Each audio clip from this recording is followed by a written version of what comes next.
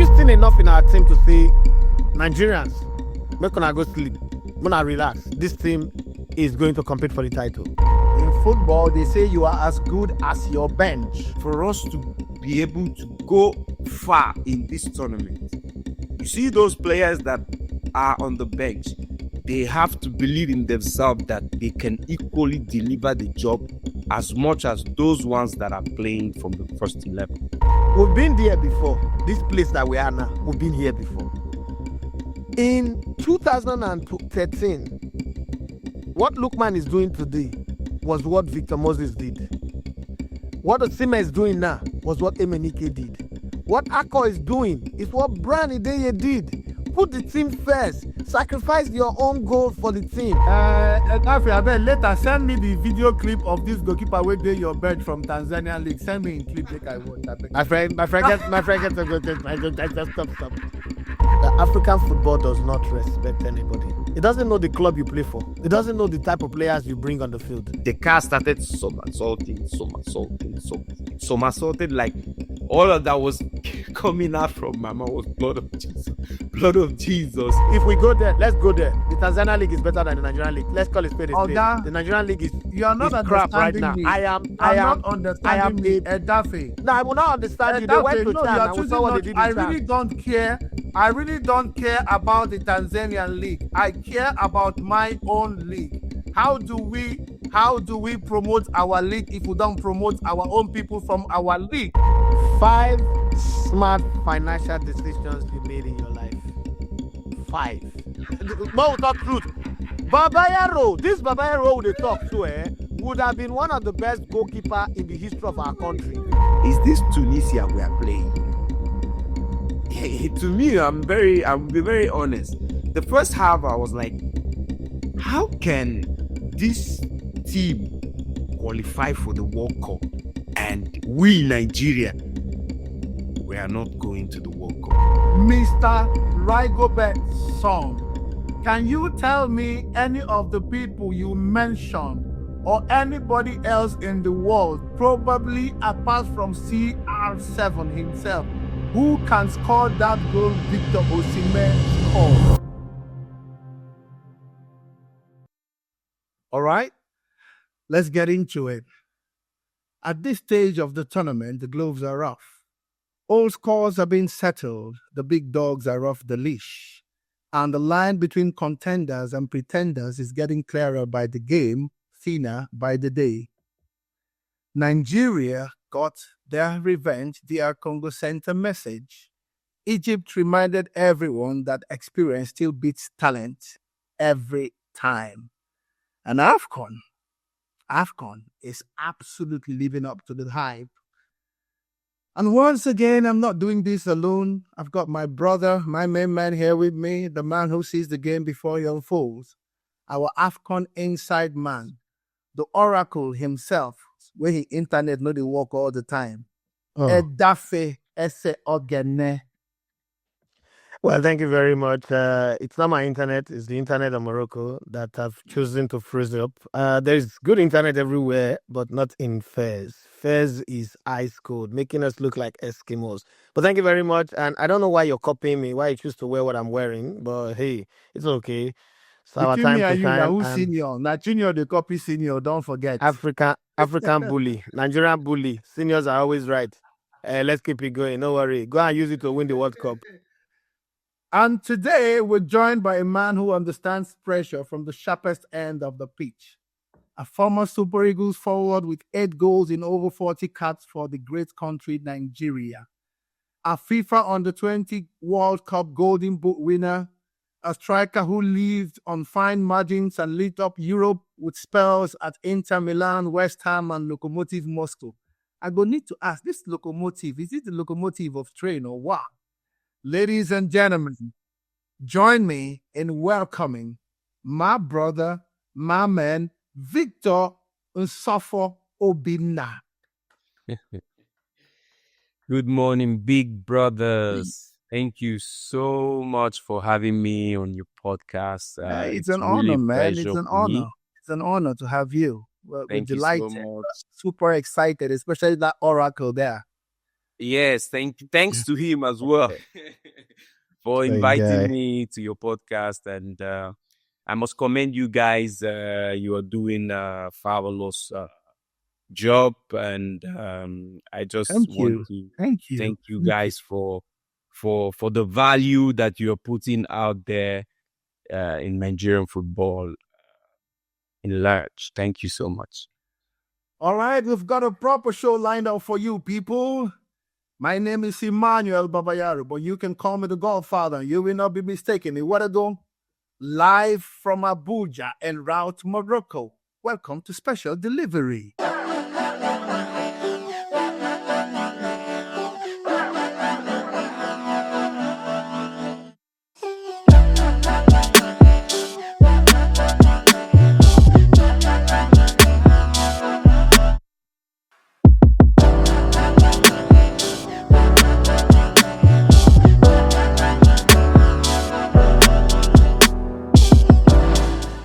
All right, thank you very much, Godfather, for that. And sometimes you stay on the podcast, and some people come in. You don't have much to talk. You have tongue tied. I think we've been privileged to have different characters on our podcast that represent moments for me, my life, where Sandolise was in the 90s, the first ever defensive midfielder to create 5 goals in an AFCON. John Fashanu gave us a perspective of what it feels like to be a Nigerian playing in England in that era. Garibalawa, give us the different, everybody, Iguavon, link up the core of what the old Green Eagles transitioning into the Super Eagles is and all of that.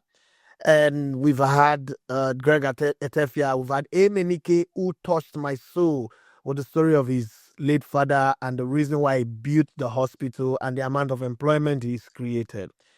For Obinna Nsofor, what he would not understand is that Samson Siasia is my footballing idol.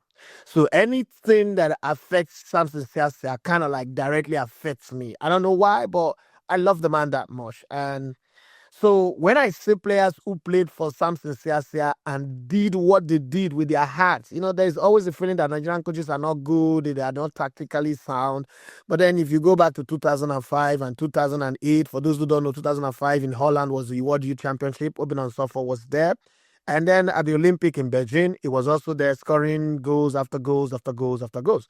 And these are moments that were really touching to me. So Obinna Nsofor, I welcome you with that emotion and saying thank you for 2005, thank you for 2008, thank you also for the AFCON in 2006, if I'm not mistaken, where you scored your first senior national goal and all of that. So we're going to talk about all of these and a whole lot more.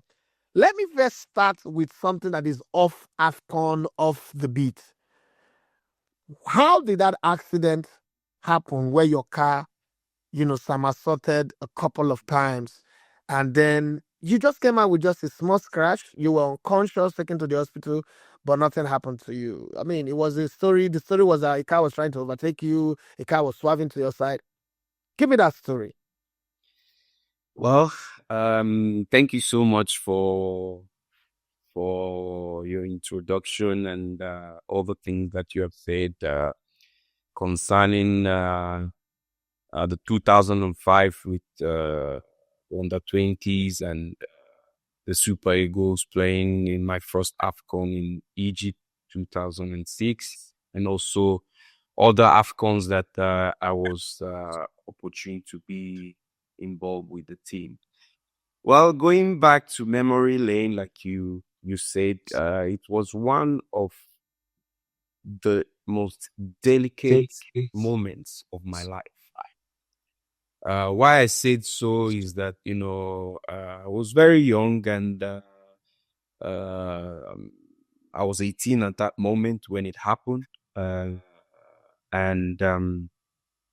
Sorry, 19 precisely, because it was in January, about March, because I already had my birthday then. The situation happened, and I just received few months ago my driving license to be able to drive in Italy, because that was the I never drove back then in Nigeria. When I was in Nigeria, I was opportune to start learning how to drive in Italy, and was opportune to have my first car here in Italy. I was driving like an Audi A3. It was a new Audi A3 back then in 2006. My brother, it was a big miracle that I came back. I came out of that accident alive. Why I'm saying that, because just like you said, I was coming back from training, and in where the accident actually happened, a fellow African player, I don't know if you guys know the story, just like 200 meters far from where the accident happened, there was this African player that died, was playing in cable as well. Wow. His name was José Mourinho. He died not far away from that. And it was the same thing that happened. He was coming back from training, and it was a rainy day, according to the story that was being told. And, his car had to, the tires had to go out of the road, and then he hit on a huge tree, and that was how he died. But my own incident was that, I was going back home, and there was this crazy guy that was overtaking a car in a U. I don't know if you understand what the Yeah, U it's on. is. It was a turn, yeah. Yes, you cannot see who is coming from the other end, and that person who is coming from that side can't see who is coming, and you have to overtake in that kind of U. So he was overtaking there, and I was a young driver, new driver. A few months ago, I had my driving license, and then he was just coming direct frontally to catch on me. The only instinct that I saw him in a split of a second, because you can't see who is coming from the other side until the person just comes out from the U. And me, I'm entering the U, and then I just swerved out immediately, all entirely from the road. And not knowing, for me, there was, this big, deep, how do I call it? It was deep down road, and the car started somersaulting. It somersaulted like all of that was coming out from my mouth was blood of Jesus. I remember everything that really happened, and it somersaulted like 4 or 5 times before it landed. And God's willing, I was with my seatbelt, and after it landed, I managed to hit the driver's seat to come out of the car. The only thing, just like you said, I had few scratches on my head, on my elbows, and that was it. I was shocked. Like, for some hours, I couldn't say anything. The people that that rushed at the scene when they saw what happened, immediately when I came out of the car, somebody just grabbed me, because they were thinking that maybe I will go up and go on the road. And the first thing that the person did was just to pin me down, So they pinned me down, and they hold me. That I could remember this. They hold me down, and that was how they had to call the ambulance, and the ambulance came and took me to the hospital to make sure that I didn't have internal bleedings and all those stuff. But the car, if you had seen the car, let me come in here. The reason I told Omar Katuba that when I come to Europe, I want to have a sit down with you and do an interview. That's going to happen. Now, the reason why this is, I used to work on radio, and it was a morning radio and primetime morning show. So the picture flashed in the previous day, and you know, when you love a player, all of a sudden you start feeling anything that happened to them start getting to you. You start getting emotional, you start losing your senses. So this is a guy who, you know, there's a lot of talk. Your transfer had issues. First off, you wanted to go to England, it didn't work. You're Kevo and Inter, you're the first player I'm hearing sign for two clubs at the same time. So when the whole thing was resolved, and then if you're a footballer, you know that leaving Nigeria is escaping poverty. Nobody play football in Nigeria because he get plenty money. Absolutely. So to not see that player having issues like, God, make this one not come back. Oh, God, make this one not come back. And then you've represented well at the, African Youth Championship where we won it. You've done all of these things. The picture of the car was what we saw. And then ambulance taking you with oxygen in your mouth, strap in, just pictures. It's not a video. Yeah. When you look at that, in that moment, in the context of that moment, you think that this guy don't die. Like, don't forget, we've seen this type of things before in different pictures. People dying, accident. And that car was mangled. That car was squeezed. I don't know if our producer put the pictures. And so you don't think that anybody can come out of it. Couple of weeks again, you were playing football. I was like, what? This has to be the greatest miracle of human survivor from an accident like this picture that I have in my head. And it was great. So I said, first time I'm going to meet you, I'm going to go off script and I'm going to ask you what happened, how it happened. You're the one that experienced it. You're the one that'll be able to tell us what happened. But let's come to Africa. What does AFCON mean to you? It means a lot. It means everything for me as a Nigerian football player, because back in the days when I was young, I used to watch the likes of Stephen Keshi, the likes of Samson Siasia, just like you mentioned, Sondo Lise, when they won the Nations Cup. As a young boy, I was glued to my black and white television, screaming and supporting them. For me to have that opportunity to, represent my own country at the AFCON was a dream come true, because as a matter of fact, it's a privilege to be able to wear that color, green, white, green. It's a privilege for you watching players like Dejo Okocha, Kanu Nwankwo, doing it at the biggest stage in African competition and being able to win the trophy. For me, it was a dream come true to be able even to share the pitch with big names like this. Just like I said, to be able to play alongside Kanu Nwankwo, to be able to play alongside JJ Okocha. I was opportune to play friendly with him, notwithstanding he wasn't able to, to be among the final squad in 2006. But for me, it was a dream come true to be able to just share the dressing room with big names like this. Unbelievable. So AFCON meant everything for me. To be able to participate in such a huge tournament was incredible. Okay, so let's talk about Saturday. Saturday seems to be like a turning point. We beat Tanzania in our first game on the 23rd, and it felt like, oh, this is Tanzania. Nigeria should be beating Tanzania. But the game didn't go as, big as we expected. We felt like, we Nigerians, we have our pride, our ego, we are the big boys, we are the giant of Africa. So the expectation was that we'll beat them like 5. But then they scored 1, so it looked a little bit of a subdued victory.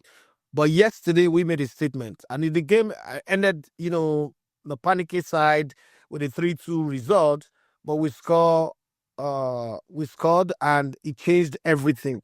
So my question to you is, from a striker's perspective, how did you see that game from a striker's perspective? Because we scored 3 goals. We're 3 goals up. We hardly score a lot of goals these days.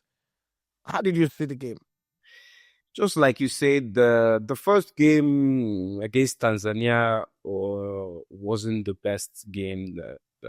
everyone was expecting, but people fail to realize that it's a first game of a tournament. And most of the players who played in that game, we played the friendly game prior to the first game. And the players who started that game against Tanzania were not able to play the friendly game because they're coming from their clubs, different clubs, all over the world.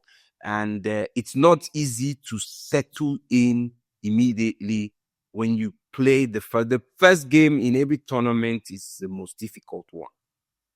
And I'm very glad that, yes, everyone was complaining that it's Tanzania, but the most important thing is that we won the game. We didn't defend it well, which was a problem, but I'm glad that we corrected that in the last game against Tunisia. And I must say kudos to the coaching department for realizing, what happened in the first game, and they were able to make some changes, which really you could see the improvement in the defense in the last game that we played. Because if you guys will have watched the first half against Tunisia, we were dominant. I was like, I know, guys, is this Tunisia we are playing? To me, I'll be very honest. The first half, I was like, how can this team qualify for the World Cup and we, Nigeria, we are not going to the World Cup? It's like, it was so shocking to me. It was so shocking to me because the fact is that there is no comparison. There was no one shot on goal. They were only defending in the first half. We could have been like 3 goals up in the first half, if we had utilized our chances very well. Osimhen got a couple of chances, but, he couldn't get it at the back of the net. So the second half, he got the first goal, which we know if you feed Osimhen 5 chances, he will score 4. That is the fact. That is the fact. If you feed him well, if you give him the right opportunities to be in front of the goal, he will. If you give him 5 chances, okay, let me not exaggerate. He will put 3 at the back of the net. That's the truth. I agree with you. So, and you could see it. He got 2 chances, 2 clean chances in the first half, and he converted the first one, which, on my old point, we're supposed to be 2-0 at the first half because Tunisia were just defending. So the second half was a different game. We came in better. We utilized our chances because it's not easy to score from corner kicks. I can't remember. Okay, maybe the last AFCON, Trust Ekong was able to score from corner kick. He was the only one I can remember. Aside from that goal, I don't remember any other goal that we were able to score from corner kick. You understand? So we were able to utilize our chances in the second half as they came, which is very, very good. So I can say big kudos to the technical department, for their selection. The selection yesterday was really, really. I was surprised to see Onyeka starting and Bruno as well playing from the left. It made the team solid. And obviously, my favorite player in this tournament is Bassey. The guy is outstanding. Oh boy, absolutely, the beast. I didn't know that he had such composure, such tremendous presence, in a team until yesterday. Yesterday he really impressed me so much. You sounded a lot of praises. I mean, I agree with those praises. To be honest with you, I agree probably about 85% of those praises on the technical crew. But to be honest with you, from some of us who watched it from a total different perspective, in my opinion, I think that the first name you mentioned there, Onyeka, in my opinion, was probably one of the best reasons why our defense. I mean, of course, he supported Bassey. I remember saying it in the first podcast, even from our first game. I said the guy was rock solid, and absolutely he did not disappoint yesterday. But I thought, in my opinion, our fullbacks, the Bruno you mentioned and the other guy, is it Osai, especially Osai, from the first half. It happened like halfway through the first half. Bright. What? His name is Bright Osai Samuel. Okay, Bright Osai Samuel. From the halfway of the first half, I think the Tunisians took one surprise attack, and then they found out, this Osai place, people I say this place is porous, so it's very easy. From that moment to the last whistle of that match, go and watch it. That is the only place they kept on using, and it works for them 2-4-7 to the last. So for me, that is still a very big minus in terms of the defense. The defense is still very, very porous in my opinion. But yes, kudos to Bassey. Kudos to Onyeka. Onyeka did a yeoman's job. I totally agree. So that's why I said 85% to the technical crew for knowing what to do. I'm bringing in Onyeka to support our skipper, amazing skipper in my opinion. You understand what I'm saying? So after pointing out this, do you agree with me that there's a little less, there's still some work to be done in our defense, especially the fullbacks? My honest opinion. What do you think? Yeah, I agree with you. I agree with him on the part that, Osai didn't have a very great game yesterday. And I believe that let's not be too harsh on Bruno. Bruno did his best yesterday, to be honest. He did, but like I said, that's why I said Osai was the biggest. But Bruno started soft, but he got into the game, in my opinion. He got into it, but Osai was 100% throughout the game, not there. But Bruno got into the game, so yes, he can be good. Big bro, it's not easy to play for the Super Eagles and to defend. Babayaro. This Chelsea too heavy. It could be as they do stuff at the Jota. Babayaro. I have to go and pick my boy. He's crying now. Let me go and bring him in. Bring him in. No problem. Let me be the first to tell you this, Babayaro. You will get what is coming for you. You will get what is coming for you. Which thing they come for me? Bass boost. Okay. You will get it. From you?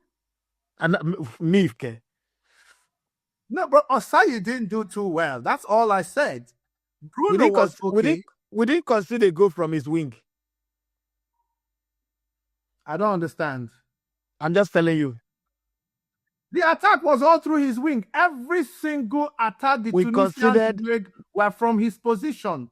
How many attacks they need? How many attacks they need? We played first half. These guys didn't come out. They played a 4-4-2 low block for the whole of the first half. Yes. The second half, the reason why they attacked us was because we removed the man who had leg in the midfield. His name is Frank Onyeka. Once we removed it, now the guy who Tunisia built their game around is that small boy called what's his name? The number 10 guy. What's his name now?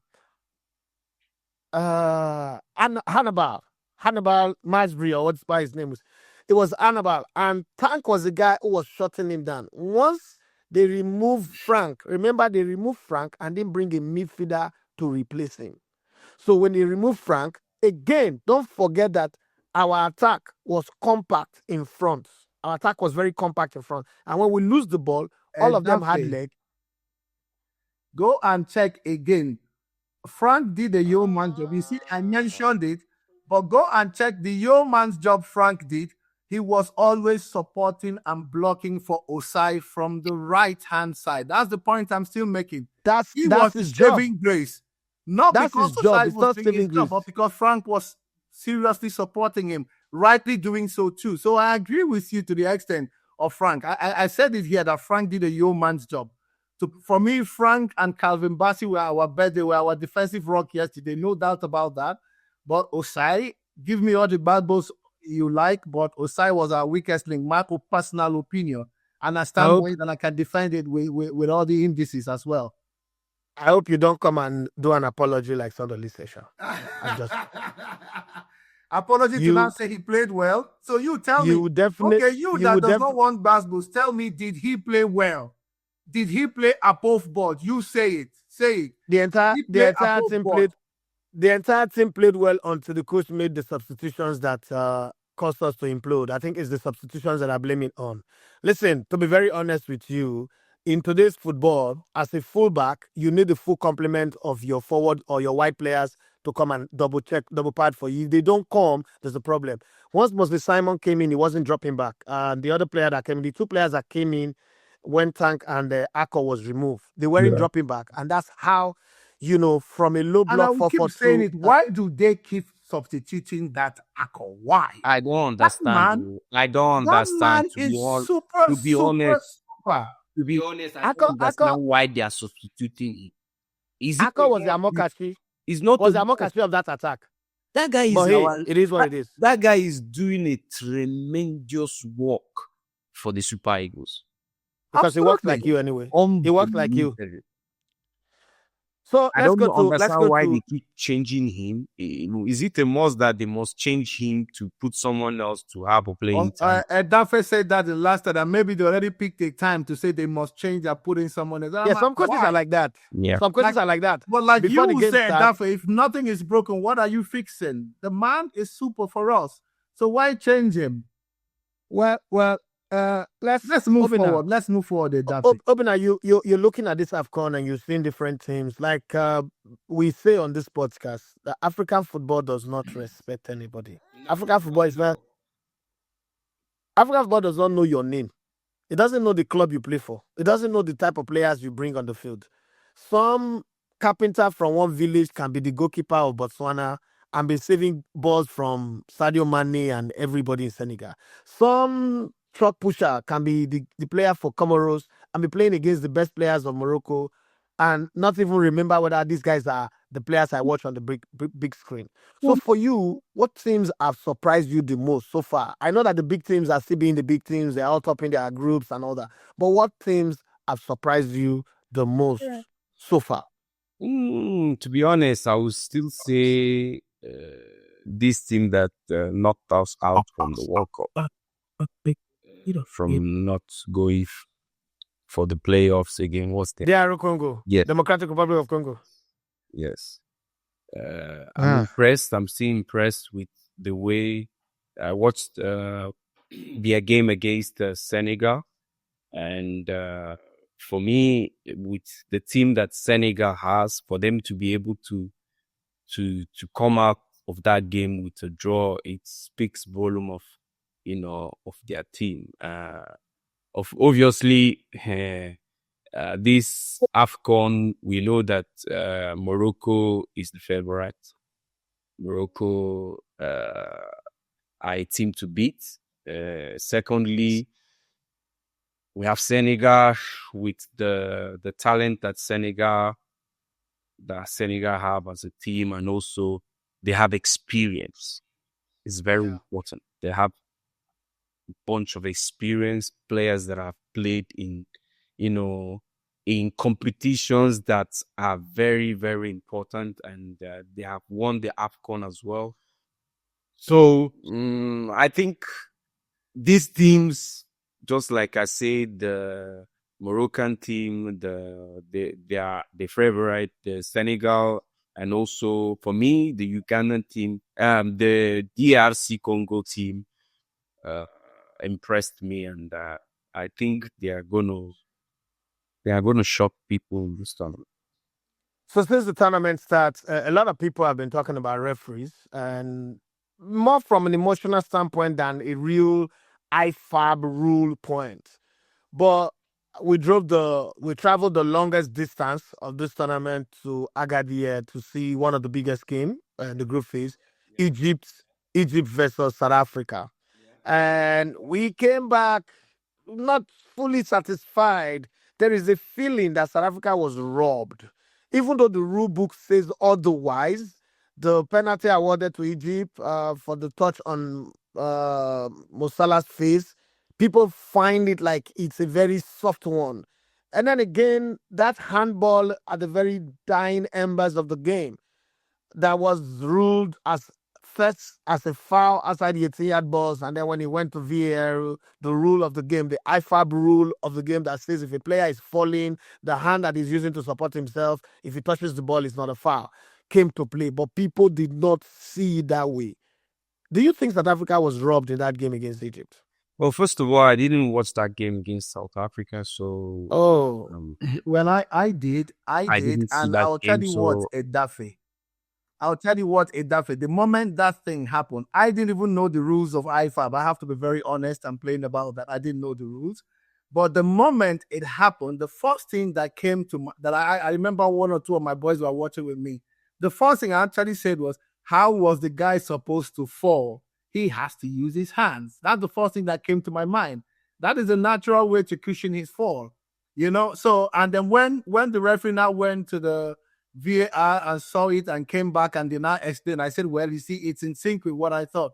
So in my opinion, if anybody robbed anybody, I think it was the South Africans that robbed themselves by the way they played, in my opinion. Because how can the people, you come so many incursions in the 18, and look, if you look at that game, the best moments the South African had to scoring was, I think, 3 or 4 times that they shot from a distance. They almost scored.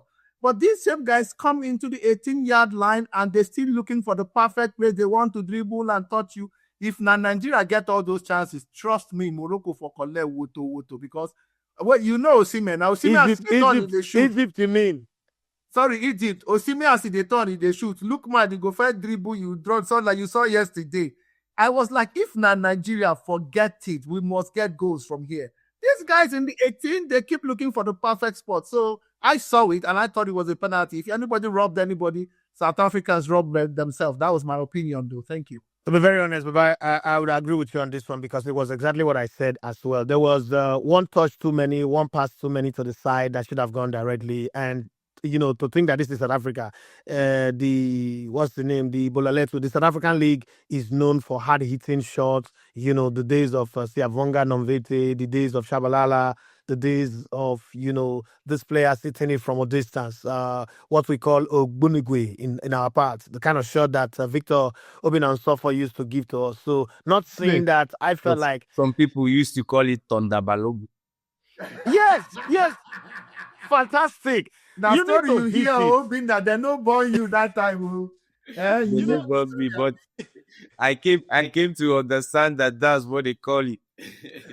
So not hitting it, and I actually miss the days. It's one of those things I love about Postco, Steven Gerrard back in the day, and Stephen Keshi. Nigeria, Senegal 92 always comes to mind. Stephen Keshi versus Jules Bokandi, you know, those hard-hitting shots, or Tony Yeboah of Ghana, you know, and Okocha in his day when he's in his Did you see the beautiful one Mokona hit? Is it first half or second half? The one he hit from afar, almost in the net.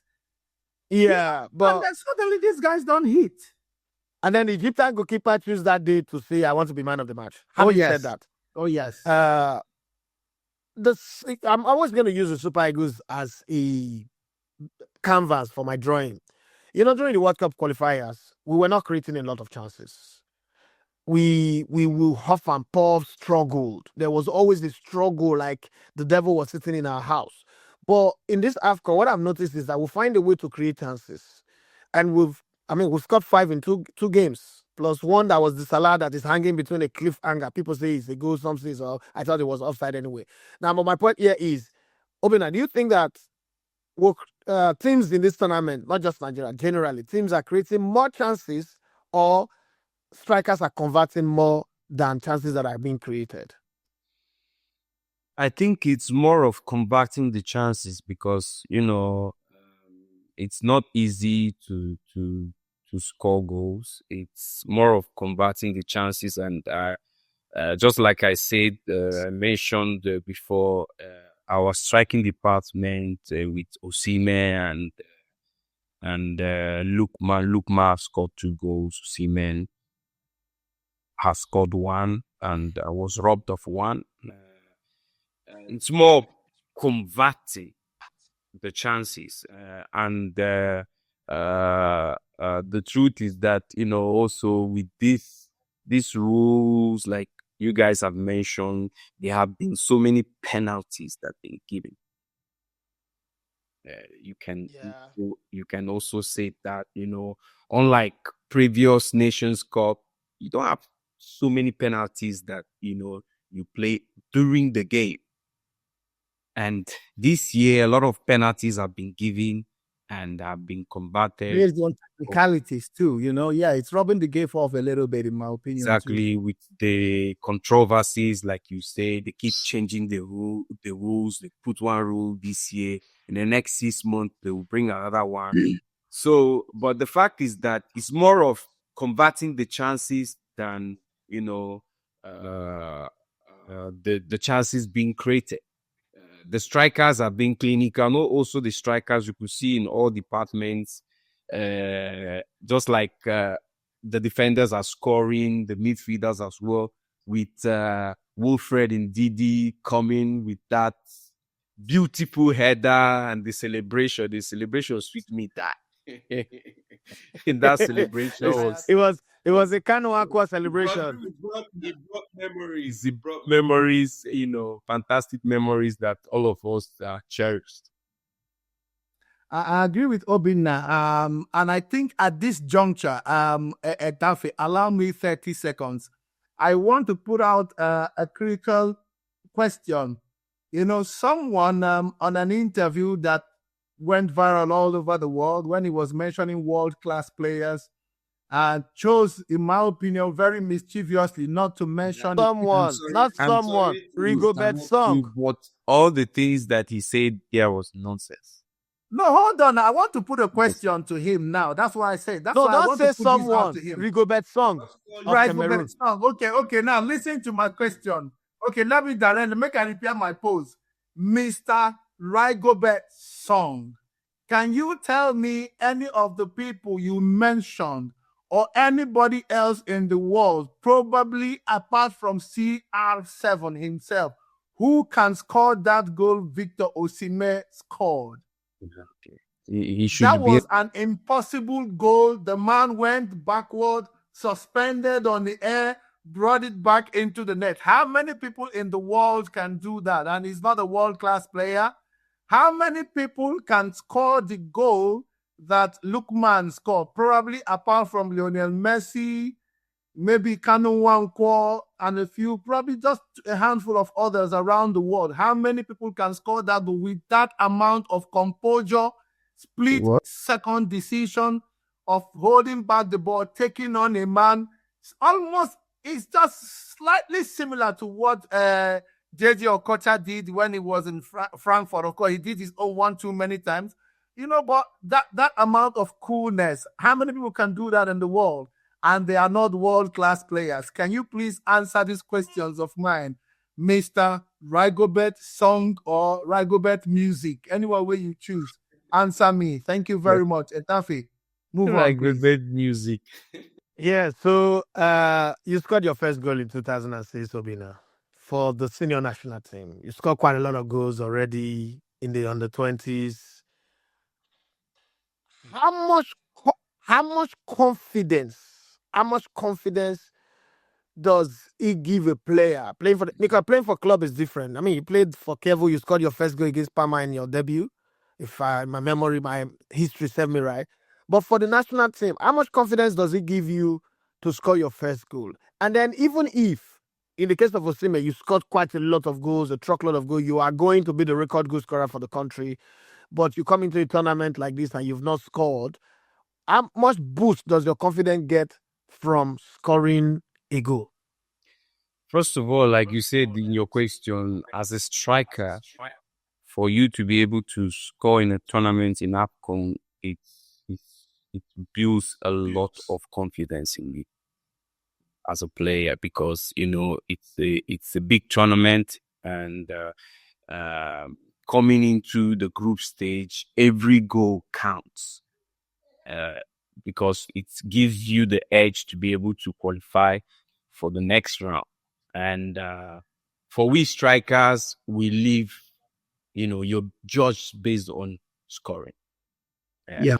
Osimhen last AFCON didn't score as much, so there was a lot of criticism on his own part because with Napoli, he was banging goals left to right and center. And, there's this comparison they have of Osimhen with Rashidi Yakini. And Rashidi Yakini on the other part, may his soul rest in peace, was banging goals in every AFCON that, you presented Nigeria. So you live to be criticized as a striker with amounts of goals you score. So scoring in a AFCON and in a game against Tunisia, because the Tunisian side that we played there is not the same Tunisia that we saw yesterday, to be honest. It was a very tougher game playing against the Tunisia that we played against, and it boosts a lot of confidence for a striker. And for me, scoring my first Super Eagles goal against Tunisia, I was going there. you'll be living on, the atmosphere. I was living in the atmosphere during that time. So it was a turning point for me in that tournament because it really boosted my confidence, and it helped me. It also really helped me play more games in the tournament as the tournament was, going on, because you guys know that we had a lot of strikers during that time, and for me to be able to have the opportunity to play then, it was massive. On this, I want to jump off the cliff on something. Earlier on you talk about Osimhen scoring. You talk about scoring that goal that changes things, that turns things for you. I'm looking at AFCON, and I'm having a little bit of worry. I'm not saying, and Babayaru, you agree with me on this one. I'm not saying, he's doing bad. I think he's one of the like what Amokashi was in the Olympic team, walking his source off to make sure every other person gets an edge. That's how I look at him. But with this thing you just said about score that goal that give you a boost, that keep you in the cloud, that make you play more game. Do you advise somebody like Ako Adams to be a bit selfish? Well, I think as your question, it's very important in the sense that he scores as a striker, but I would say that in this aspect, he's doing tremendous work for the Super Eagles, and I could say as a striker, if the team is like leading like 2-0, then he could go in all out to be selfish and try to score. We've been there before. This place that we are now, we've been here before. In 2013, what Lookman is doing today was what Victor Moses did. What Osimhen is doing now was what Emenike did. Yes. What Ako is doing is what Brani Deye did. Put the team first. Sacrifice your own goal for the team. Absolutely. But then, the difference between this team and that team, though, is that we qualified for the World Cup in Brazil. But when that team was picked to go to the World Cup, Brani Deye was the one that was sacrificed. So that's why I asked that question. The truth is, I tore the line of Obinna here, and I think very big kudos and great respect for the man Ako, in my opinion. I think the man is being cautious. For him, it's about let the team progress first. Maybe if he was allowed to finish that game, maybe when we were 3 up, because if you watch from the first half, there was one time he was almost carried away. He made one dribble and looked out. He didn't see anybody to pull, but then the next thing he picked to now shoot for himself. So that thing would have come in at some point in the game, but unfortunately he was something. But the good, what I believe is his time for goal scoring will come by the grace of God.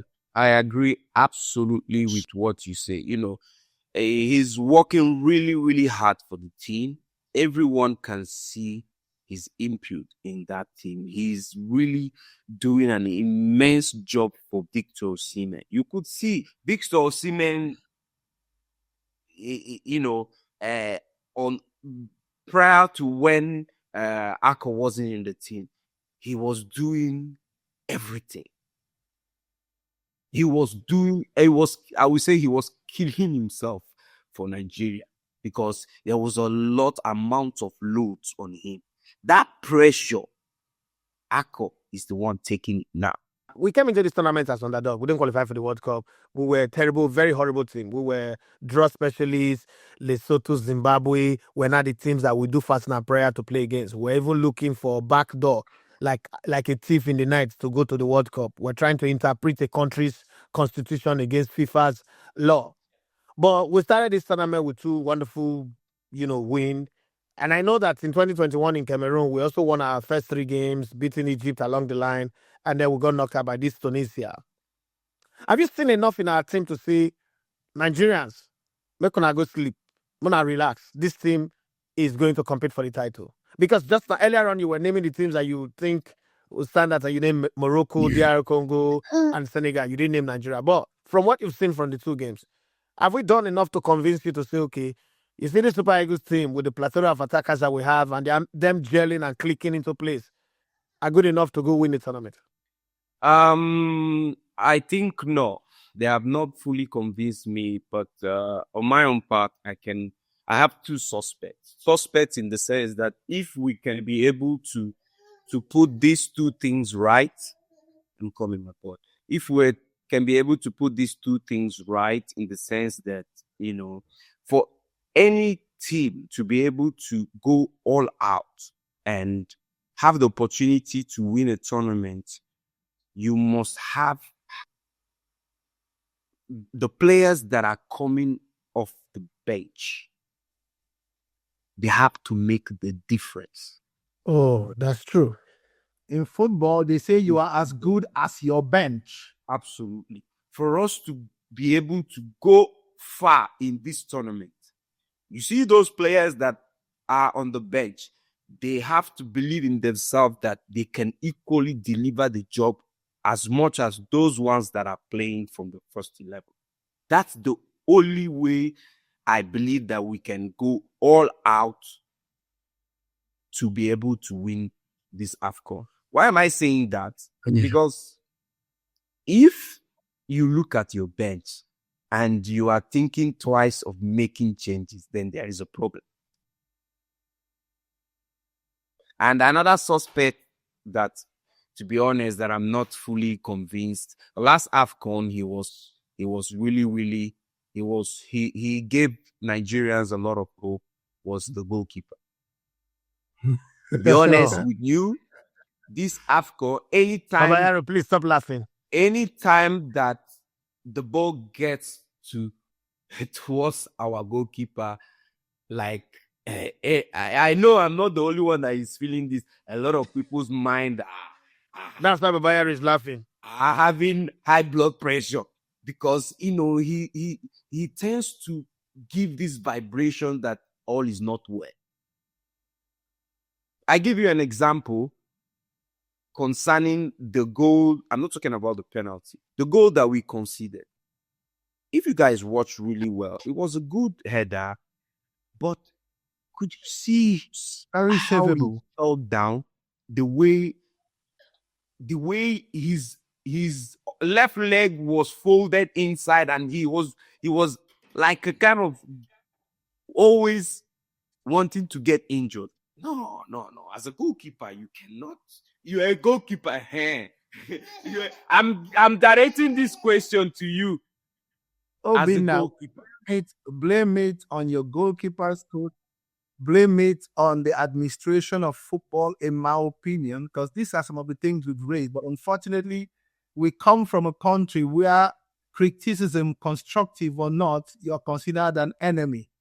Because I've raised that issue. If it was the people who know what they are doing, in my opinion, our goalkeeper before this tournament should have had a psychologist attached to him specifically before this tournament, and the goalkeeper's trainer would have spotted some of these flaws, and they would have made him to run through the miles in terms of training and getting him fit and ready.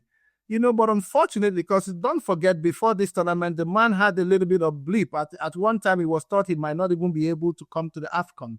Injury, I don't know if it's sickness or injury, but bottom line, there was injury. And it was evident. Thank God, that's the beautiful thing of special delivery. We say it as exactly as it is. Go and listen to our podcast with Emmanuel Emenike. I did mention it there because I saw that in the first game. And I raised the alarm. And I said to myself, if I was the management of that particular team, the next day after that victory with Tanzania, when probably most players are resting, my goalkeeper will go on a little bit of extra, first to cut him to size, because I thought he was overweight in that first game. And then secondly, he needs a lot of psychology. He needs a lot of support at this point in time. And the goalkeeper's trainer is supposed to be his biggest support at this particular point in time, to talk to him, to share certain stories with him, to make him understand he can do it. I don't know if you understand what I'm saying. All he needs to be is composed. Because if you look at him psychologically, you saw when he almost wanted to ask for a substitution. It was just psychological. He was very scared. And I actually said to some of my boys, because I use these things to teach my kids, I say, if more balls come into our net, I'm sorry to say those things go enter. And thank God Almighty, none came. Because if you watch, a few that almost came, almost got in as well. It's a psychological state. I've gone through this stage in my life. Most goalkeepers have done the same. So the reason you have people like us, I've always told youngsters, you hear, we learned by mistakes. It doesn't mean you should make the same mistake. It simply means people before you, your uncles, your elders have gone through these mistakes on your behalf, so you don't have to make the same mistake. That's why when we see these things, we say them, but you find a system whereby when you critique constructively or not, you're labeled them an enemy of the state and things like that. But it's a good thing that you mentioned it, and I'm sure they're listening to us. For me, somebody actually asked, should he be? I said, no, don't change him, because that will completely kill him. He needs the support of the team. Talking about the full complementary of our goalkeeper's trainer and psychologist, if there is one. That is all that man needs to perform. Obinna, let's talk about the coach. Do you think he's found his perfect starting 11? First game against Tanzania, I started with Chukwueze, but this time around he brought in Frank Onyeka, and Onyeka brought a lot of stability. I don't know if Onyeka have it in his tank to play for 90 minutes and beyond, but he brought in stability and he brought in control into that midfield.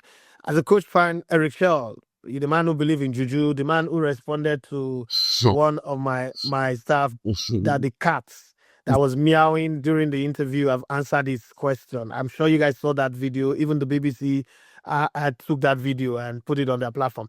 Now the question is, have the coach finally found the chemistry of the team, the perfect balance between youth, experience, and speed, to make the Super Eagles go as far as they want? The target given to him is get to the finals. He didn't say he should win the tournament, get to the finals. You think he's finding chemistry in his team to get to the finals? I think so. 90%. 90%. I would say it's not 100%, because there are one or two players that are still, unable to fit properly in his team.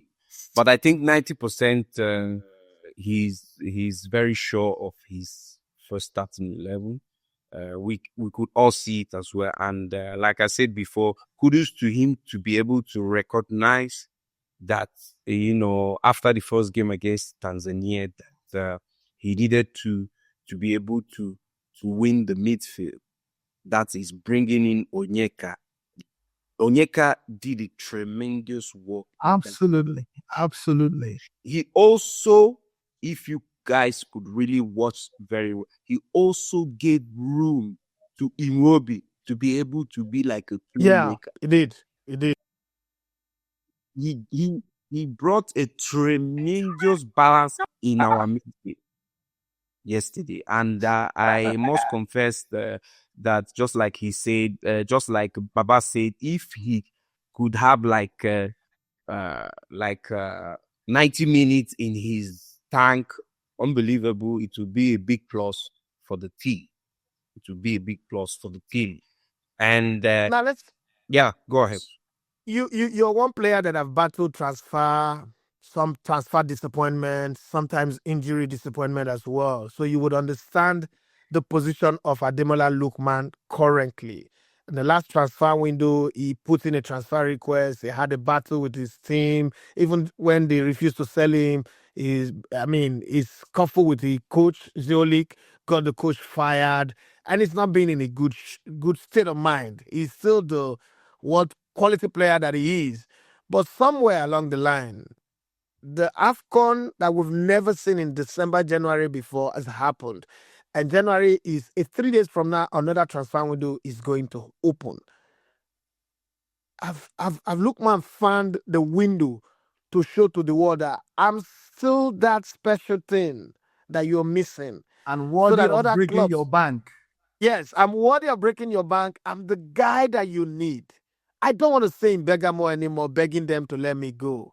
It's beginning to look like Pharaoh let my people go.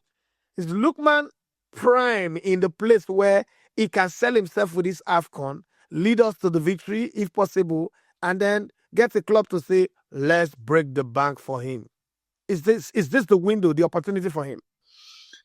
I think that Lookman's quality is undoubtedly, everyone can see the talent that Lookman really possesses, whether in this AFCON or not. His quality is undeniable. It's undeniable. I think my own point of view is that it will be Atalanta's loss at the end of all this saga, because it's so sad that teams. I'm not talking only about Atalanta. A lot of teams, big teams, they always do this kind of stuff to African players. It's so sad. I can remember Dow when he was about to leave Lecce last 2 seasons. It was the same thing they did to him. The same, no different. They had even to put him out of the team completely. So they do these things. Even my own self, I was done this too. I was done the same. Yeah, I was done the same thing when I was playing in Inter Milan. There was a time that came that Inter wanted me to go. I was playing with Mourinho. I was playing with Mourinho, and it came in January transfer. And there was this team, Betis Sevilla from Spain, that they were last in the league. And I was with Inter, first in the league, playing 90 minutes. It's not that I was sitting on the bench where you had the likes of Adriano, Ibrahimovic, Balotelli, Crespo, Cruz, all these top players. And then you come the 3 days of the transfer market and you say, sorry, you have to go to Betis Sevilla that was the last in the league. Like, are you kidding me? So they do things like this to African players, and it's quite sad that they get away with it. But I believe I'll come back to the question that you asked.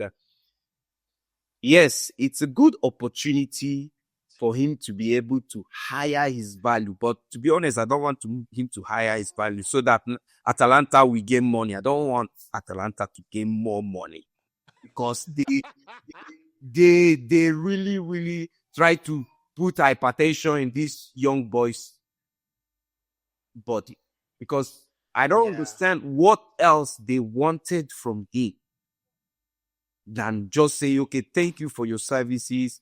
We'll let you go. We had a gentleman agreement. Yeah, we want to stick with this gentleman agreement, and then thank you so much for your services. In order to do things like that, because I believe they will not behave the same way they behave to an Italian national team player. They wouldn't do that. They won't.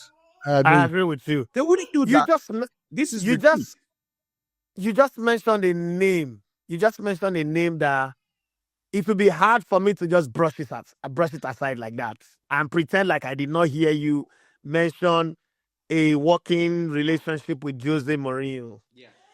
And I know that everybody who's worked with Jose Mourinho always has something good to say.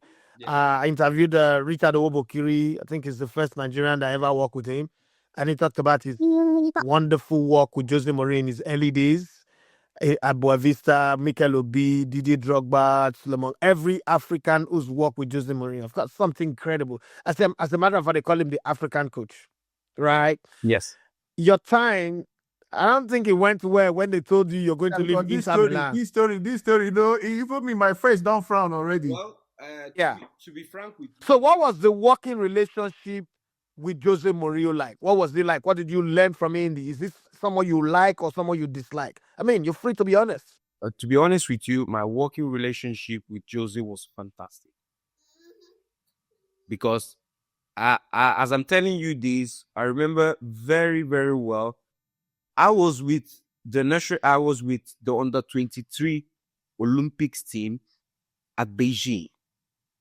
And I received the phone call, and the number was Jose Mourinho calling me in Beijing. He called me and he said, Victor, because they call me Victor, they don't call me, he said, Victor, I want you back. So he actually wanted me. Sorry. Is that a bambino or a bambina? No, he's a boy. He's a bambino. He's a bambino, yeah. Oh, bambino. His name is Christian. Christian. Yeah, Christian Obinna Jr. Christian Obinna Jr. Amazing. Beautiful. I had a fantastic relationship with Jose, and he actually wanted me to come to Inter. He was the one who called me that I should come, because like you said, I was under contract with Inter Milan, but Inter Milan loaned me to Chievo. Yeah, so it was a loan to Chievo all those years, the 3 years that I spent at Inter, at Chievo was a loan. So when he came, he insisted that he wanted me back to the team. And, normally after the Olympic, I had it was in the FIFA rules, I had 2 weeks off. But he insisted, he just gave me 1 week. So after the Olympics, 1 week I had just to rest, and then immediately I joined the team. I didn't have the time to do preseason because that tournament was in August. So they already finished the preseason, and then I had to join the team. And immediately I came. After 1 week, I started playing to my own surprise. I'm not kidding you. I had a fantastic relationship with him. I was playing, and players like Adriano, Imperador. Adriano was in the bench. I was playing players like Luis Figo was in the bench. I was playing players like Cruz, like Crespo. They were in the bench, and I was playing. Quaresma was in the bench, and I was playing. So you could imagine, it's not that he didn't want it. He wanted me, and when he came, he really gave me the confidence to be able to play. Everyone talks the same thing about Mourinho, about his charisma, about how he lifts up the spirits of the players. Not a man that talks too much. I call it. Absolutely. Yeah, he's not a man that talks too much, but those words that he's gonna tell you, you will be like there's a fire in you burning. Each opportunity that he gave me, I was able to deliver. And that was how I kept playing. Until when it came to January, like I told you guys, I was playing. So it was surprise to me that 3 days to the end of the transfer, you come and you tell me that I have to go to Betis Sevilla, who are the last in the league. To do what? I don't understand. That's the question that I asked to the sports director. It's the challenge to go and lift them up and get them to the first of the. It's the challenge. It gets the challenge. Because Obinna Nsofor is Onyeburu. Exactly. Oh, but that's what black players are. Let me tell you one funny story. Was in the truth is that, you know, the directive wasn't from Jose Mourinho. It was from the club's management, because there were young players that they were pushing then. I will give you an example. Balotelli was in the team. He was a striker then. He wasn't playing much when I was playing. You understand? So they wanted him to play more. And there was this player they bought, Quaresma, for almost 40 million euros. At the time. And he wasn't playing. Ricardo Quaresma. Yes, he wasn't playing a lot of games. And the fans were really, really, really angry with his performances, with the little games that he has played. So that was why they had to say, okay, you're one of the youngest, you have to go. And I said I refused. I'm like, no way. I'm not going anywhere. I'm not going anywhere. Life. The spirit of Nigeria. You don't say Nigeria. At the end of the day, they said to me, you're not going to play anymore. I'm like, okay, fine. But at the end of the day, I won the league. It's in record. I won the league. I won the Scudetto. Like they used to say, the Scudetto. I was part of the team that won the Scudetto in 2008-2009 season. So no one is going to take that away from me. I want to ask you and Obinna one Super Eagles question. I bet make two of you answer this question. I'm like, make una tell me, between you and Obinna, make una tell me, when Osimhen scored that goal, who was Osimhen pointing towards? To be honest, I don't know. I think maybe it was the coach of the coach. The coach team. of the Tunisian team. The Tunisian coach was the one who was pointing to. Like I think the coach said something the coach, that he didn't like. So yeah, the coach said something to him. And you know, Osimhen is not one to let something stick or let something slide under the bridge. Yeah. That brings me to my second statement. He's a great drama king. If Osimhen, if Nigeria was like Europe, we for carry Osimhen enter lab to check that man.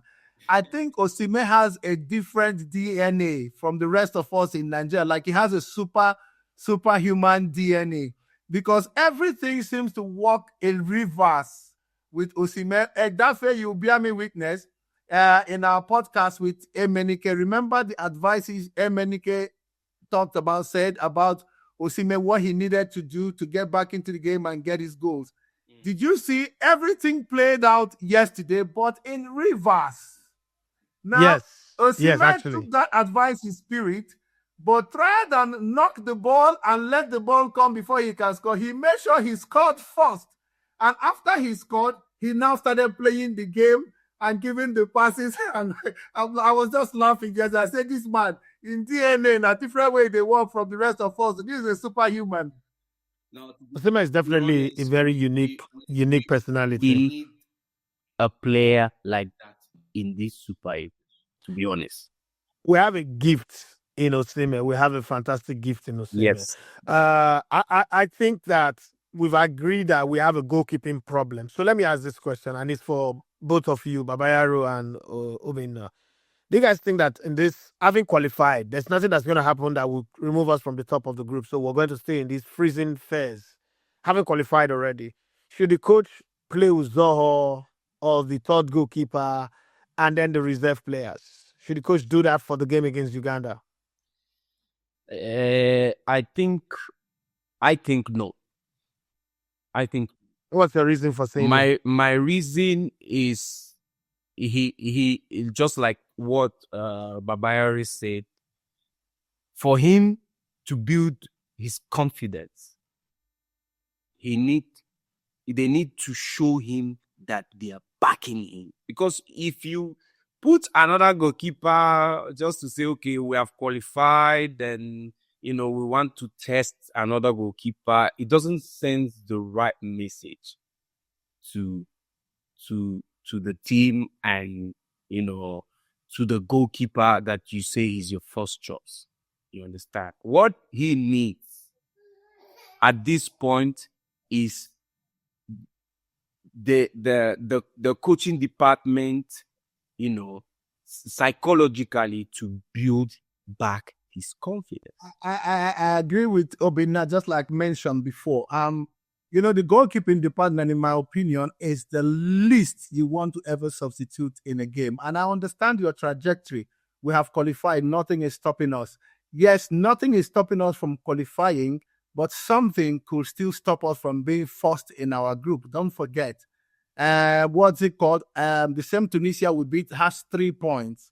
Now, there is also that possibility in the same vein. Tunisia could beat Tanzania with anger and probably more than 3-4 goals, because Tanzania plays similar. Tanzania are not physical like us that could keep Tunisians at bay. Tanzanians try to be technical, and we all know that Tunisians are superior to them technically. And I watched, even though the game ended in a draw, I watched the Uganda-Tanzania game, and trust me, those Ugandans are very good, in my opinion, and they have this force and trust. I understand the attack is led by a Nigerian, actually, a British-born Nigerian. But they are very good, in my opinion. And if we take them lightly, they could just bring that surprise. You understand what I'm saying? So my advice would be, just like I said before, the goalkeeper needs our support now. Don't forget, he's been there for us before now. It's our turn to be there for him. He's definitely going through maybe a spell. Like I said, he had this blip at some point. He needs the goalkeeper's trainer, to have some serious discussions with him, give him some good stories, prep him up to know that Nigerians will love him. You understand? And then put him up to speed. I mean, there's 1 or 2 good goalkeeping training we know that he can give to sharpen him up. We're players. We know Obinna knows what I'm talking about. Even you know Edafe. There are some sharp trainings that we can do that gives us an edge before in 1 or 2 days. You understand what I'm saying? And he needs a psychologist with him, attached to him.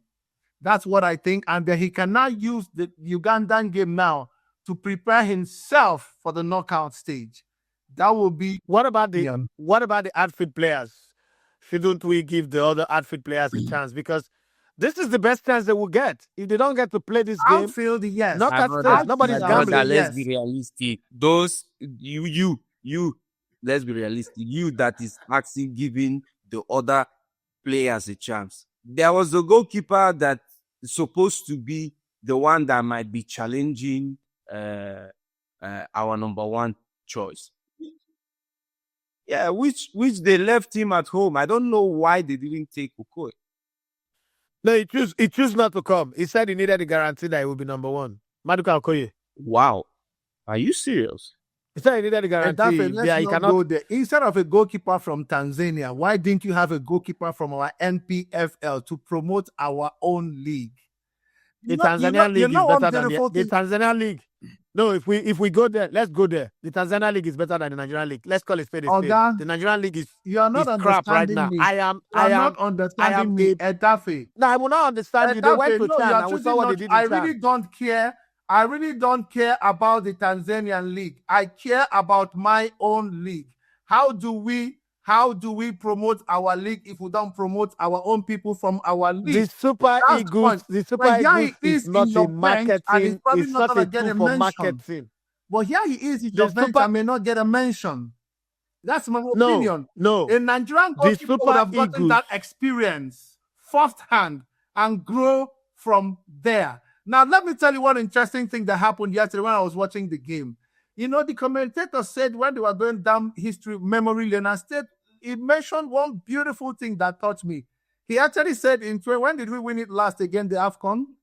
2013. 2013, yes. He actually said when he was mentioned when Nigeria, all the times Nigeria won the AFCON, he now mentioned 2013. He now said when the final goal that lifted the AFCON trophy was scored by a Nigerian player from the Nigerian domestic league. Do you know how proud I was to hear that? That is what I'm saying, promoting your own. Babayaro. How many times have you gone to watch an NPFL game? I have actually twice this year. How many times? Twice this year. Twice in week. What week are we on in the league now? Am I the coach of the national team? Let's come and use this. Let's not use the Super Eagles to do marketing for some players who are refusing to leave their game. People who cannot play diamond formation. People who when they fail, they tell you that the formation of the coach is alien to them. Let's move on. Let's move up. I produce this league. I promote the league more than anybody. I played in this league, right? Before I went to go and play in Sweden. I'll tell you for free. Obinna, you played in this league now. You play Plateau, you play Kwara, you fight for Imba now. I agree with you. Can we what stop? He's saying. Can we just Let's stop be now? realistic. Is this the league that Let's we be played in? realistic. We all played in this league. All Let's of us be were there play realistic. for this league. Yes, Is this the league we played in? I agree that we are supposed to promote the players from the Nigerian league to be in the. But give me something good to promote. Is that not this one. The fact is this: none of those players merits to be in that list. This is the truth. I'm talking about the goalkeeper. I'm not talking about the entire team now. The goalkeeper you are talking about. Goalkeepers now. Okay, the goalkeeper you are talking about, is he going to the CHAN to be able to be taking the boots of other players or what? So what is this one? What is your third goalkeeper doing in AFCON? Leave him there. Leave him. What is he doing? Leave him there. He's not doing anything. What is he doing in AFCON? He's not doing anything. He's not doing anything. Exactly. Exactly. He's still better than the one that they're going to bring from Exactly Nigeria. my point. He's not doing anything. Yeah, but he's still better. Back in the days, Obinna. He's better than the one that you bring from the Nigerian. Obinna, do you know the first time I smelled the Super Eagles? I hope you know it was from my under-17 Western took me to Super Eagles. Not to go and keep, to go and be an understudy, to see and watch and feel the heat and learn and grow. Why can't we be people? There's no way you can compare. If anybody know you, I was in the same camp with you in Benin. Yes. The Precious Royal Palm. Yes. In Benin. Yes. Before Mobile Paraco injured my leg. Yes. You were a fantastic talent. Now just say you no get sense. No. More talk truth. Babayaro, this Babayaro who they talk to, would have been one of the best goalkeeper in the history of our country. This guy is an incredible shot stopper. He's a see, his brother Sele, fantastic footballer. But in goalkeeping, Emmanuel good guy. True. Man, would they talk truth? Not be. We're not trying to impress anybody. Emmanuel good guy. Okay, just like he has said this. They said this now. Inside those Nigerian goalkeepers that you are mentioning, how many of them can you guarantee that has this kind of talent that he is saying to be able to be included in the I produce this league for television. I produce this league for television.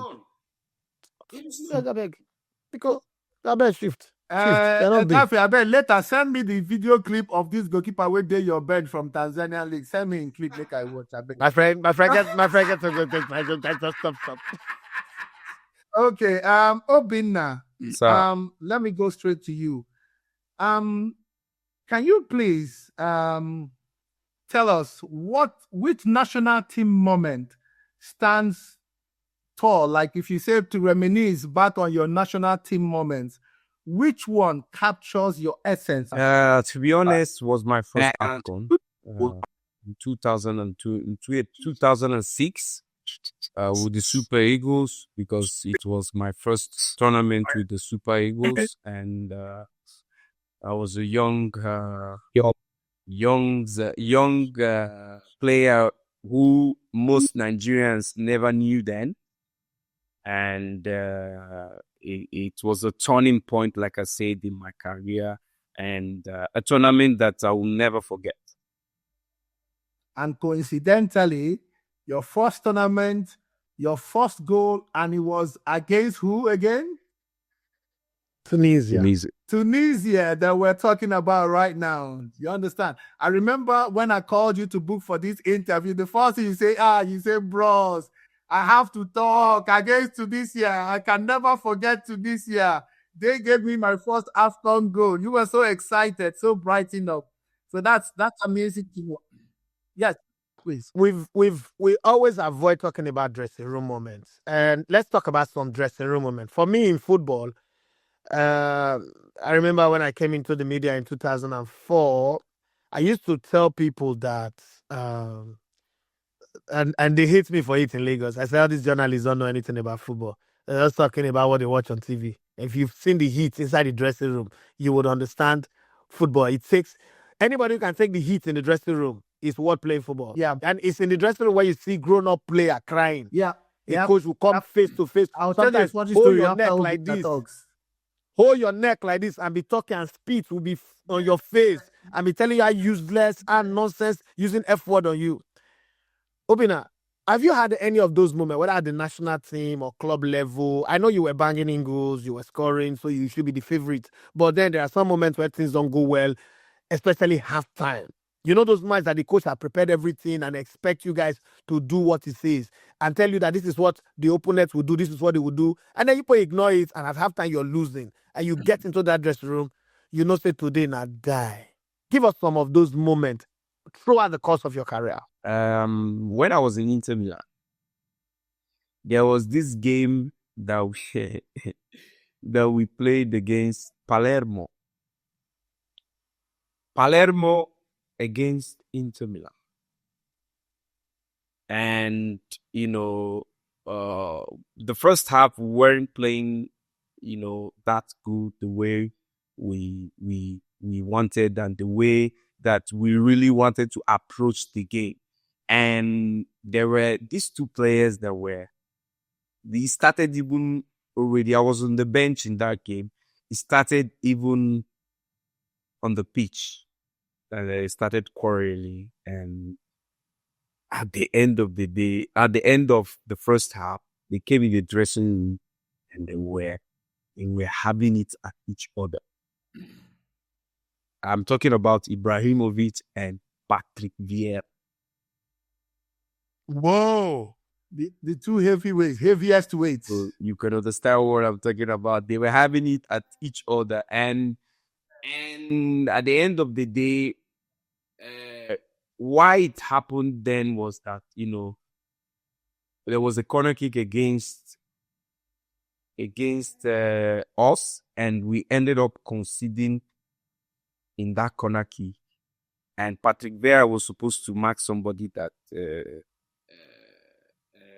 he was assigned to mark someone, and he didn't mark that person, and that guy scored.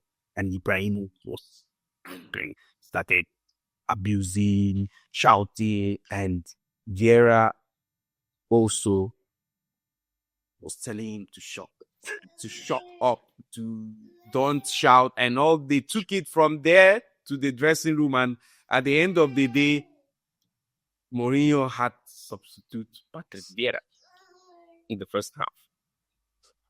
So Wow. They took it to the dressing room. They were shouting at each other. It's not like trying to put hands. They were raising their voice. I don't want to say words that they were saying, but we understand. It was the truth is, Oyibo's dressing room is always the crazy. dressing room and have to calm the situation, and then he had. The truth is, Oyibo's dressing room is always crazy. Real quick, Celestine told me a story when he was in Anderlecht. His very first game for Anderlecht. Immediately after the game, directly from dressing room already, Celeste called me for food. Yeah, well, it was his first game. So after the game, he called me for food. He said, "Oh, but now, wow." I said, "What happened?" He said, "These Oyibo people, even if you no get tension, they will give you tension by fire, by force." I was like, "What happened?" He said, "It was very strange." He said, "Then come play match." He come normal and come play match.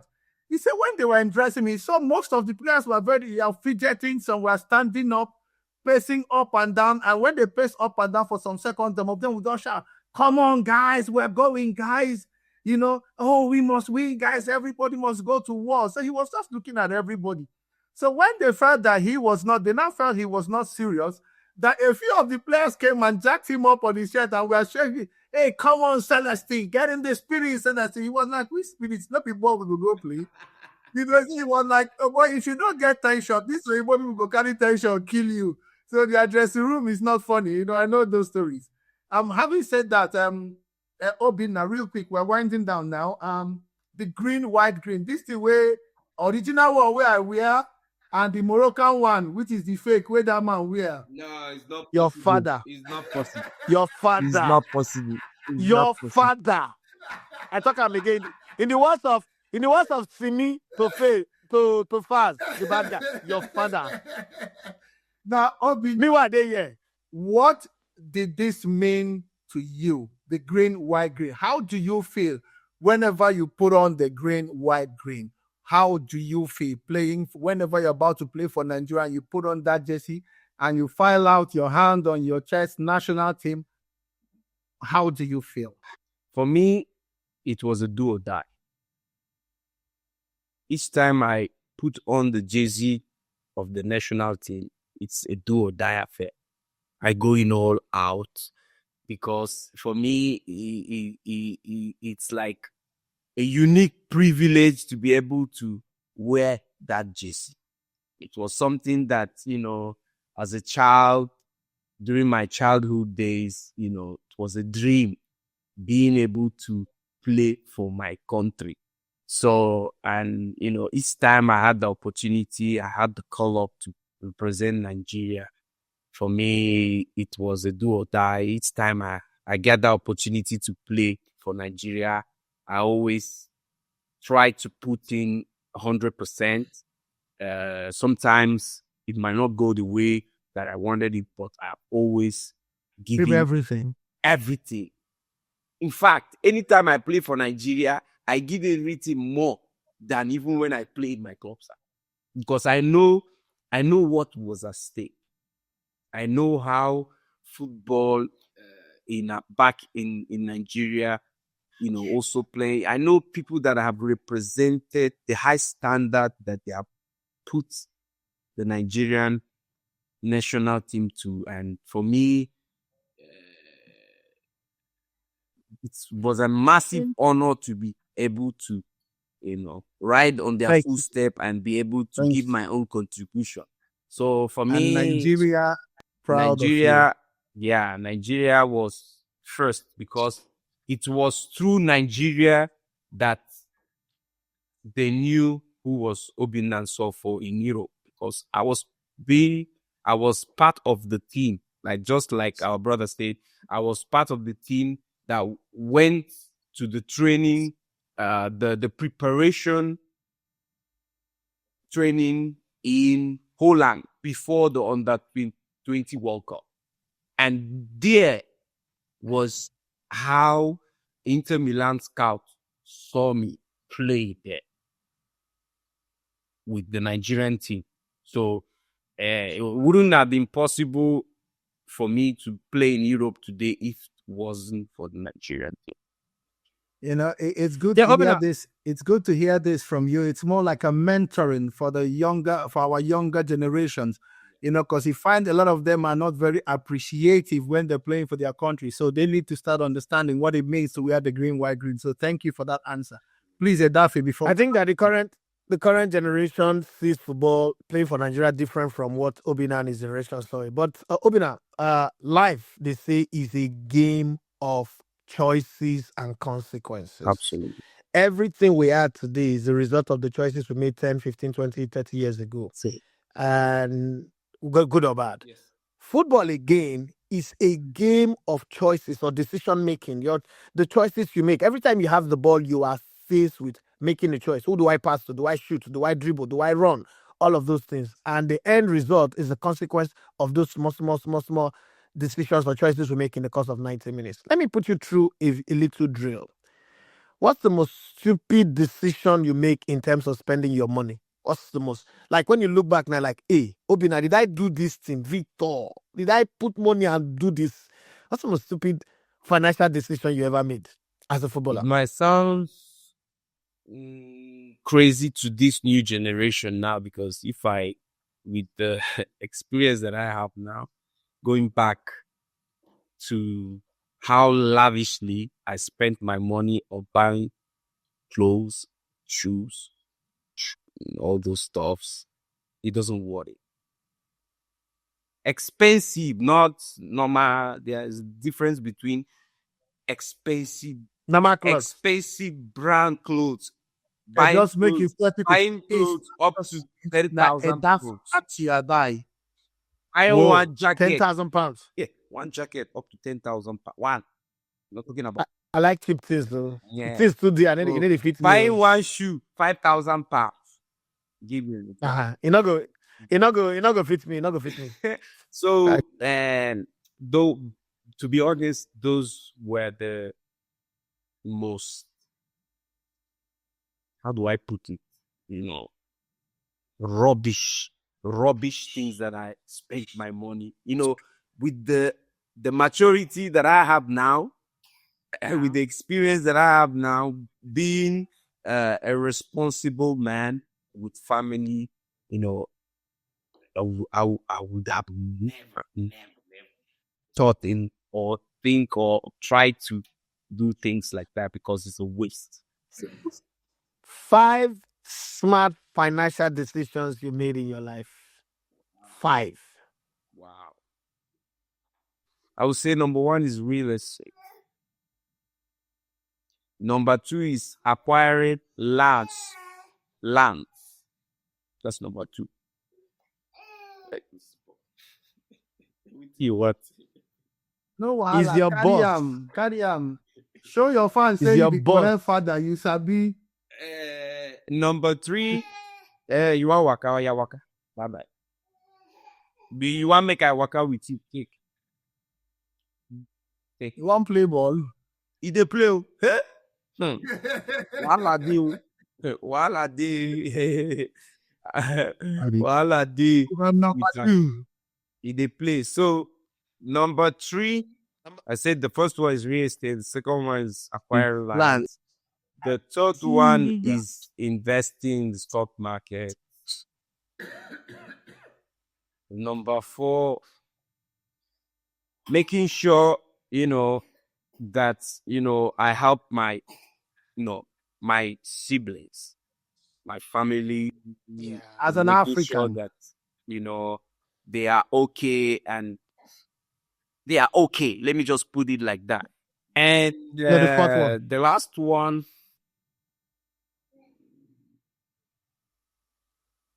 well, I would say buying my mom her own house. Let me put it like that. That's a good one. sums That's it a up. very good one. That's That's a good one. When you are not being the best father of the year is winding up. So officially today, they crown you the best father of the year. Even the Nigerian fans are crowning you Sanitator will fight you. the best father of the year. Apart from being the best father of the year, what do you do now? What do you do with your time? I'm into football management, just like we have always been doing it. Yeah, I remember you even have an academy in Abuja too now. Yes. But me and your boy, my boys and your boys never play. We're supposed to play match one of these days. Absolutely, anytime. Let's seal that game. Let's seal that game for the new year now. Anytime, Let's any seal day. it now. And just like you're doing, Big Bros, all we do is trying to add value at the grassroots sectors, giving our best, making sure that we create the right opportunity for these young players, that especially the ones that have the right talent to be able to come to That's Europe beautiful. All and right. showcase Beautiful. their talent. Now, Obinna, Yeah. by the grace of God, we've qualified for the next round.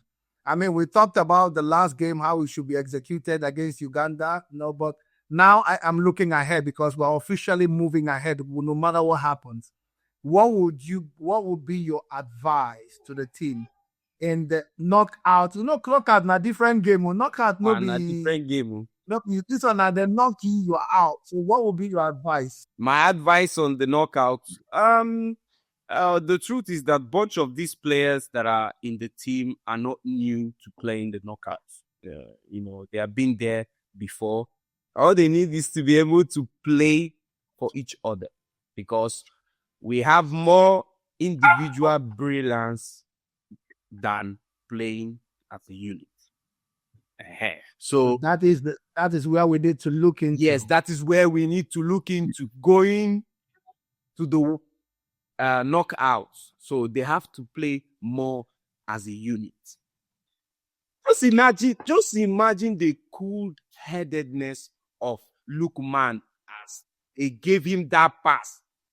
He's not any kind of player that will come in front, be able to dazzle the defender and then come off for road and then shoot. It's the truth.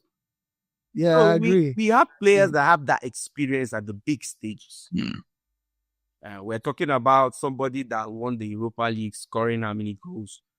You can see Osimhen there is one of the top, even if he's not the top highest goal scorer in the Champions League.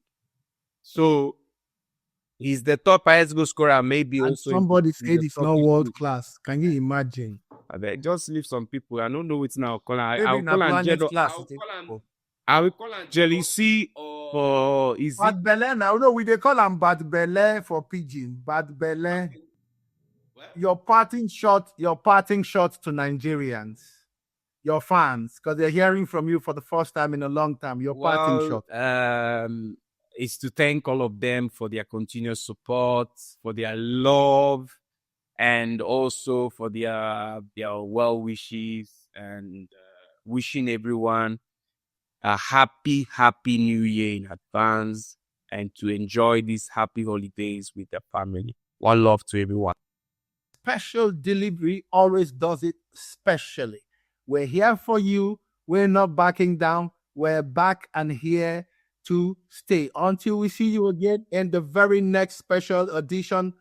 Obinna Nsofor, God bless you for always answering our call, and you always do that. And God will continue to bless you for being the great father to your children, the great ambassador of Nigeria. Mr. Oracle, God bless you for joining me with you so I can be tapping from that your blessing. My name is Emmanuel Babayaro, but you can call me the Godfather. You will not be mistaken. You want to go? Maza. Obinna, can you hear me? Yes, I can hear you. Before you go, just do Maza.